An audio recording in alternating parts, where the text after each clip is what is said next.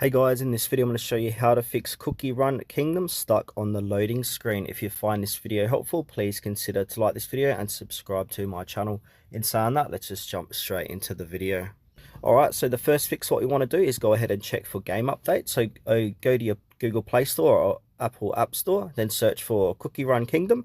If there's an update button, tap it and let it install before restarting the game.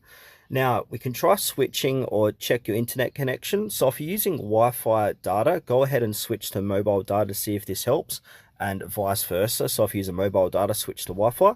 A weak or unstable connection often causes the game to freeze at the loading screen. Now, another thing we can do is force close and restart the game. So we can go ahead and tap and click onto it, click into app info, and then scroll down to the bottom of the page and go ahead and click on force stop on the bottom right hand corner, and then reopen the game. And also another thing we can do is go ahead and clear the app cache. So click and hold down Cookie Run, click on I to get the app info again, then scroll down, click in the storage and go ahead and clear cache. And now if you're still having issues with this, we can go ahead and reinstall the game. So just simply uninstall Cookie Run and go ahead and re-download it from your player app store.